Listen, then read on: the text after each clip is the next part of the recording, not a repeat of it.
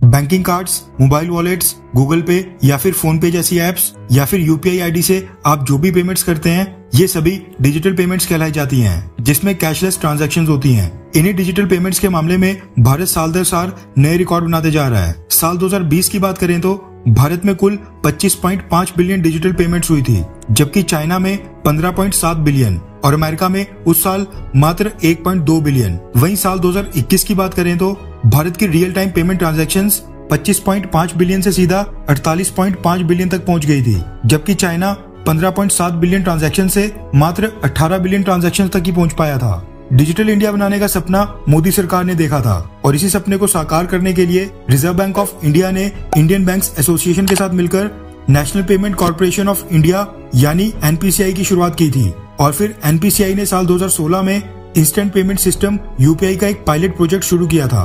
Pilot project को शुरू करते वक्त भारतीय सरकार का काफी मजाक उड़ाया गया और सभी अपोजिशन पार्टीज के लोगों द्वारा कहा गया कि भारत में 70 से 80% आबादी के पास तो स्मार्टफोन तक नहीं है, इसलिए यूपीआई पेमेंट सिस्टम का ये जो पायलट प्रोजेक्ट शुरू किया जा रहा है ये पूरी तरह से फेल हो जाएगा। लेकिन भारतीय सरकार और रिजर्व बैंक ऑफ इंडिया ने यूपीआई को इतने सक्सेसफुल तरीके से इम्प्लीमेंट किया कि यूपीआई पेमेंट सिस्टम 3 से 4 सालों के अंदर ही काफी सक्सेसफुल हो गया है और डिजिटल पेमेंट्स की भारत में ऐसी क्रांति आ गई है कि सड़क के ऊपर लगे चाय के ठेले से लेकर बड़े से बड़े मॉल्स में आज यूपीआई पेमेंट्स हो रही हैं। फिर चाहे प्लेटफॉर्म कोई भी हो, गूगल पे, फोन पे या फिर पेटीएम या फिर कोई और ऐप। दुनिया के साथ कंपेयर करें तो हर साल दुनिया भर में जितनी भी डिजिटल ट्रांजैक्शंस होती हैं उसकी 40% अकेले भारत में ही होती हैं। हर मिनट यानी हर एक मिनट के अंदर कुल 1,30,000 पेमेंट्स आज की डेट में यूपीआई से हो रही हैं।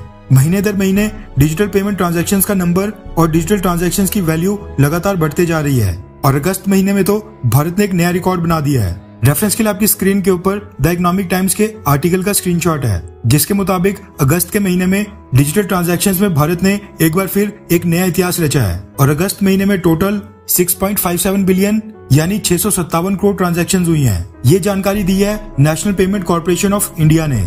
एनपीसीआई ने बताया कि उनका अगला गोल है एक दिन में 1 बिलियन डिजिटल ट्रांजैक्शंस करना, जिसको अचीव करने में अभी आगे 2 से 3 साल लग सकते हैं। डिजिटल ट्रांजैक्शंस के मामले में भारत अमेरिका से कई स्थान ऊपर है। इंडिया में 10 दिन में इतनी डिजिटल ट्रांजैक्शंस होती हैं जितनी अमेरिका के लोग साल भर में नहीं कर पाते हैं, जबकि भारत की 3 महीने की डिजिटल ट्रांजैक्शंस चाइना के 1 साल की डिजिटल ट्रांजैक्शंस के बराबर है। National payment corporation of India का कहना है कि ये जो 657 करोड़ ट्रांजैक्शंस भारत में अगस्त महीने में हुई हैं, इनकी टोटल वैल्यू थी 10.73 ट्रिलियन रुपीस। इस हिसाब से साल 2022 में कुल मिलाकर 70 बिलियन के आसपास डिजिटल ट्रांजैक्शंस होने का अनुमान है। एनपीसीआई ने यह भी बताया कि ये जो यूपीआई ट्रांजैक्शंस में ग्रोथ हो रही है, पिछले साल के मुकाबले इस साल बाई वॉल्यूम 85% की ग्रोथ हुई है, जबकि बाई वैल्यू 68% की ग्रोथ हुई है। जबकि अभी तो भारत की टायर 1 और टायर 2 सिटीज में यूपीआई का सबसे ज्यादा यूज हो रहा है। टायर 3 से लेकर टायर 6 सिटीज में जब यूपीआई अच्छे से इम्प्लीमेंट हो जाएगा, उसके बाद तो भारत को दुनिया का कोई भी देश पीछे नहीं कर पाएगा।